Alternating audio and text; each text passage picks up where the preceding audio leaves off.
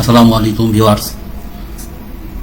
সম্প্রতি একটি নিউজ এসেছে, সেটা হলো আপনাদের পুরাতন যে এনআইডি কার্ড এটার পরিবর্তে স্মার্ট কার্ড সরকার প্রদান করবে।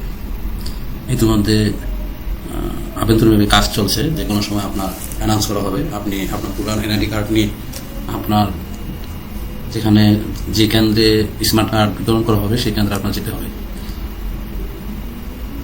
কার্যক্রমটা বিশাল হবে, এই জন্য আপনার ওয়ার্ড ভিত্তিক হতে পারে, আবার ইউনিয়ন ভিত্তিকও হতে পারে।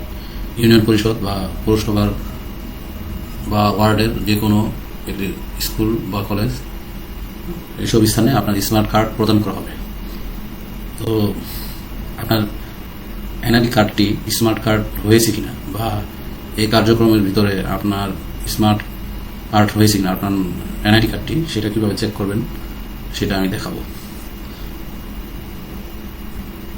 তো এই জন্য প্রথমে আপনার গুগল ক্রোম ওপেন করবেন, বা ওয়েব ব্রাউজার যেখানে একটি ওপেন করবেন, ওপেন করে এখানে সার্চ বারে লিখবেন এনআইডিবিটি লিখে বাংলাদেশ ইলেকশন কমিশন যে ওয়েবসাইটটি দেখতে পাচ্ছেন, মূল ওয়েবসাইটটি, সেখানে ক্লিক করবেন।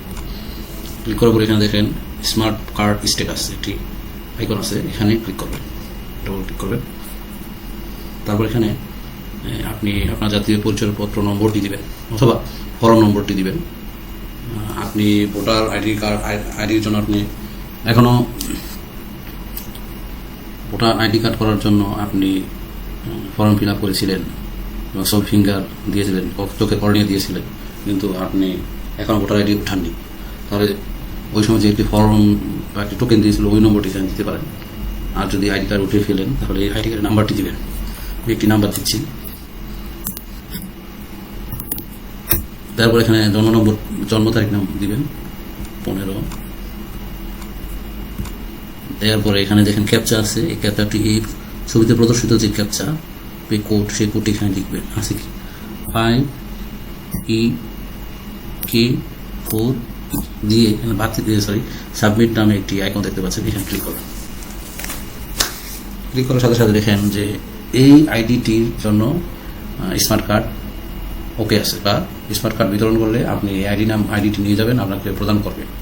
এবং এই আইডিটি বক্স আইডি কোন বক্সে আছে সেটাও আছে।